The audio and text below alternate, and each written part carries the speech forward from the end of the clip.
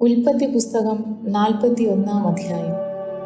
2 സംവത്സരം കഴിഞ്ഞ ശേഷം ഫറവോൻ ഒരു സ്വപ്നം കണ്ടതെന്തെന്നാൽ, അവൻ നദീതീരത്ത് നിന്നു അപ്പോൾ രൂപഗുണവും മാംസപുഷ്ടിയുമുള്ള 7 പശു നദിയിൽ നിന്ന് കയറി ഞാങ്ങണയുടെ ഇടയിൽ മേഞ്ഞുകൊണ്ടിരുന്നു. അവയുടെ പിന്നാലെ മെലിഞ്ഞും വിരൂപമായുമുള്ള വേറെ 7 പശു നദിയിൽ നിന്ന് കയറി നദീതീരത്ത് മറ്റേ പശുക്കളുടെ അരികെ നിന്നു. മെലിഞ്ഞും വിരൂപമായുമുള്ള പശുക്കൾ രൂപഗുണവും മാംസപുഷ്ടിയുമുള്ള 7 പശുക്കളെ തിന്നുകളഞ്ഞു. അപ്പോൾ ഫറവോൻ ഉണർന്നു. അവൻ പിന്നെയും ഉറങ്ങി രണ്ടാമതും ഒരു സ്വപ്നം കണ്ടു. പുഷ്ടിയുള്ളതും നല്ലതുമായ 7 കതിർ ഒരു തണ്ടിൽ നിന്ന് പൊങ്ങി വന്നു. അവയുടെ പിന്നാലെ നേർത്തും കിഴക്കൻ കാറ്റിനാൽ കരിഞ്ഞുമിരിക്കുന്ന 7 കതിർ പൊങ്ങി വന്നു. നേർത്ത 7 കതിരുകൾ പുഷ്ടിയും മണിക്കരുത്തുമുള്ള 7 കതിരുകളെ വിഴുങ്ങിക്കളഞ്ഞു. അപ്പോൾ ഫറവോൻ ഉണർന്നു, അത് സ്വപ്നം എന്നറിഞ്ഞു. പ്രാതകാലത്ത് അവൻ വ്യാകുലപ്പെട്ട് മിസ്രയീമിലെ മന്ത്രവാദികളെയും ജ്ഞാനികളെയും എല്ലാം ആളയച്ചു വരുത്തി അവരോട് തൻ്റെ സ്വപ്നം പറഞ്ഞു. എന്നാൽ വ്യാഖ്യാനിപ്പാൻ ആർക്കും കഴിഞ്ഞില്ല. അപ്പോൾ പാനപാത്രവാഹകന്മാരുടെ പ്രമാണി ഫറവോനോട് പറഞ്ഞത്, ഇന്ന് ഞാൻ എൻ്റെ കുറ്റം ഓർക്കുന്നു. ഫറവോൻ അടിയങ്ങളോട് കോപിച്ചു എന്നെയും അപ്പക്കാരുടെ പ്രമാണിയെയും അകമ്പടി നായകന്റെ വീട്ടിൽ തടവിലാക്കിയിരുന്നുവല്ലോ. അവിടെ വെച്ച് ഞാനും അവനും ഒരു രാത്രിയിൽ തന്നെ സ്വപ്നം കണ്ടു. വെവ്വേറെ അർത്ഥമുള്ള ഒരു സ്വപ്നമായിരുന്നു ഓരോരുത്തൻ കണ്ടത്. അവിടെ അകമ്പടി നായകന്റെ ദാസനായ ഒരു എബ്രായ യൗവനക്കാരൻ ഞങ്ങളോടുകൂടെ ഉണ്ടായിരുന്നു. ഞങ്ങൾ അവനോട് അറിയിച്ചാറെ അവൻ സ്വപ്നങ്ങളെ വ്യാഖ്യാനിച്ചു ഓരോരുത്തന് താൻ്റെ സ്വപ്നത്തിൻ്റെ അർത്ഥം പറഞ്ഞു തന്നു.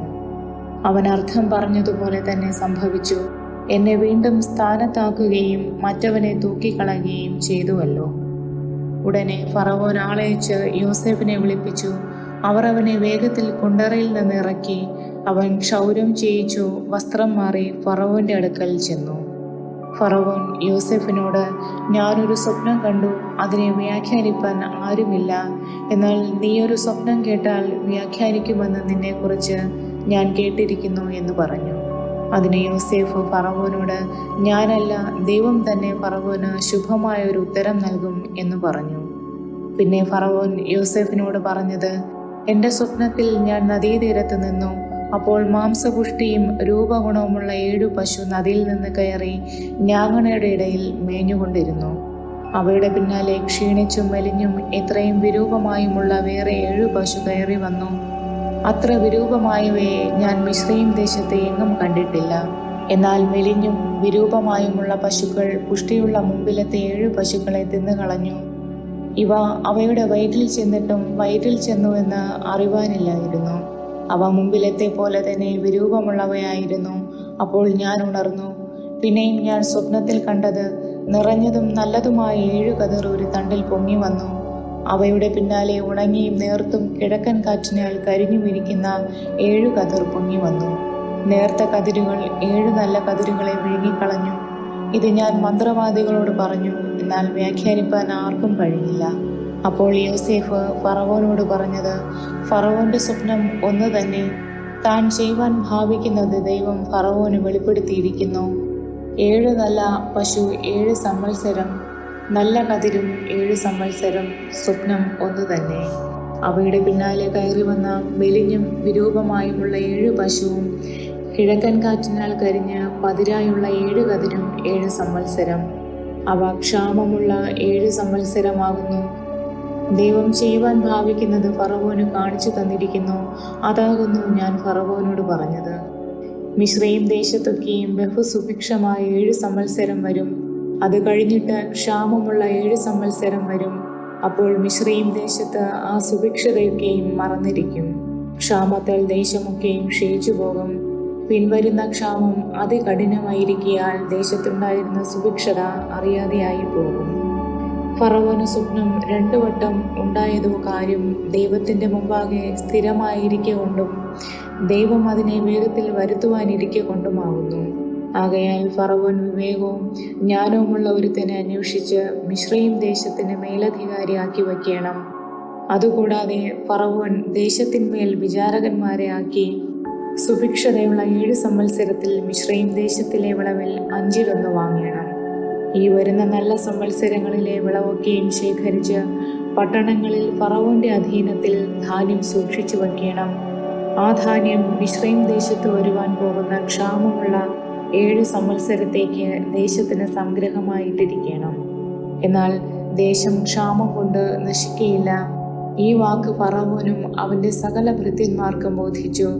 ഫറവോൻ തന്റെ ഭൃത്യന്മാരോട്, ദൈവാത്മാവുള്ള ഈ മനുഷ്യനെ പോലെ ഒരുത്തനെ കണ്ടുകിട്ടുമോ എന്ന് പറഞ്ഞു. പിന്നെ ഫറവോൻ യോസേഫിനോട്, ദൈവം ഇതൊക്കെയും നിനക്ക് വെളിപ്പെടുത്തി തന്നതുകൊണ്ട് നിന്നെപ്പോലെ വിവേകവും ജ്ഞാനവും ഉള്ളവൻ ഒരുത്തനുമില്ല. നീ എൻ്റെ ഗൃഹത്തിന് മേലധികാരിയാകും. നിന്റെ വാക്ക് എൻ്റെ ജനമെല്ലാം അനുസരിച്ചു നടക്കും. സിംഹാസനം കൊണ്ട് മാത്രം ഞാൻ നിന്നേക്കാൾ വലിയവനായിരിക്കും എന്ന് പറഞ്ഞു. ഇതാ, മിസ്രയീം ദേശത്തിനൊക്കെയും ഞാൻ നിന്നെ മേലധികാരിയാക്കിയിരിക്കുന്നു എന്നും ഫറവോൻ യോസേഫിനോട് പറഞ്ഞു. ഫറവോൻ തൻ്റെ കയ്യിൽ നിന്ന് മുദ്രമോതിരമൂരി യോസേഫിൻ്റെ കൈക്കിട്ടു. അവനെ നേർമയുള്ള വസ്ത്രം ധരിപ്പിച്ചു. ഒരു സ്വർണ്ണ സരപ്പളിയും അവൻ്റെ കഴുത്തിലിട്ടു. തൻ്റെ 2-ാം രഥത്തിൽ അവനെ കയറ്റി മുട്ടുകുത്തുവിനെന്ന് അവൻ്റെ മുമ്പിൽ വിളിച്ചു പറയിച്ചു. ഇങ്ങനെ അവനെ മിസ്രയീം ദേശത്തിനൊക്കെയും മേലധികാരിയാക്കി. പിന്നെ ഫറവോൻ യോസേഫിനോട്, ഞാൻ ഫറവോനാകുന്നു. നിന്റെ കൽപ്പന കൂടാതെ മിസ്രയീം ദേശത്ത് എങ്ങും യാതൊരുത്തിനും കയ്യോ കാലോ അനക്കുകയില്ല എന്ന് പറഞ്ഞു. ഫറവോൻ യോസേഫിന് സാപ്നത്ത് പനേഹ് എന്ന് പേരിട്ടു. ഓനിലെ പുരോഹിതനായ പോത്തിഫേറയുടെ മകൾ ആസ്നത്തിനെ അവന് ഭാര്യയായി കൊടുത്തു. പിന്നെ യോസേഫ് മിസ്രയീം ദേശത്ത് സഞ്ചരിച്ചു. യോസേഫ് മിസ്രയീം രാജാവായ ഫറവോന്റെ മുമ്പാകെ നിൽക്കുമ്പോൾ അവന് 30 വയസ്സായിരുന്നു. യോസേഫ് ഫറവോന്റെ സന്നിധാനത്തിൽ നിന്ന് പുറപ്പെട്ട് മിസ്രയീം ദേശത്തൊക്കെയും സഞ്ചരിച്ചു. എന്നാൽ സുഭിക്ഷമായ 7 സംവത്സരവും ദേശം സമൃദ്ധിയായി വിളഞ്ഞു. മിസ്രയീം ദേശത്ത് സുഭിക്ഷത ഉണ്ടായ 7 സംവത്സരത്തിലെ ധാന്യമൊക്കെയും അവൻ ശേഖരിച്ച് പട്ടണങ്ങളിൽ സൂക്ഷിച്ചു. ഓരോ പട്ടണത്തിൽ ചുറ്റുവട്ടത്തുള്ള നിലത്തിലെ ധാന്യം സൂക്ഷിച്ചു. അങ്ങനെ യോസേഫ് കടൽക്കരയിലെ മണൽ പോലെ എത്രയും വളരെ ധാന്യം ശേഖരിച്ചു വച്ചു. അളപ്പാൻ കഴിവില്ലായകയാൽ അളവ് നിർത്തിക്കളഞ്ഞു. ക്ഷാമകാലം വരും മുമ്പേ യോസേഫിന് 2 പുത്രന്മാർ ജനിച്ചു. അവരെ ഓനിലെ പുരോഹിതനായ പോത്തിഫേറയുടെ മകൾ ആസ്നത്ത് പ്രസവിച്ചു. എൻ്റെ സകല കഷ്ടതയും എൻ്റെ പിതൃഭവനമൊക്കെയും ദൈവം എന്നെ മറക്കുമാറാക്കി എന്ന് പറഞ്ഞ് യോസേഫ് തൻ്റെ ആദ്യജാതന് മനശ്ശെ എന്ന് പേരിട്ടു. സങ്കടദേശത്ത് ദൈവം എന്നെ വർദ്ധിപ്പിച്ചു എന്ന് പറഞ്ഞ് അവൻ 2-ാമത്തവന് എഫ്രൈം എന്ന് പേരിട്ടു. മിസ്രയീം ദേശത്തുണ്ടായ സുഭിക്ഷതയുള്ള 7 സംവത്സരം കഴിഞ്ഞപ്പോൾ യോസേഫ് പറഞ്ഞതുപോലെ ക്ഷാമമുള്ള 7 സംവത്സരം തുടങ്ങി. സകല ദേശങ്ങളിലും ക്ഷാമമുണ്ടായി. എന്നാൽ മിസ്രയീം ദേശത്ത് എല്ലായിടവും ആഹാരമുണ്ടായിരുന്നു. പിന്നെ മിസ്രയീം ദേശത്ത് എല്ലായിടവും ക്ഷാമമുണ്ടായപ്പോൾ ജനങ്ങൾ ആഹാരത്തിനായി ഫറവോനോട് നിലവിളിച്ചു.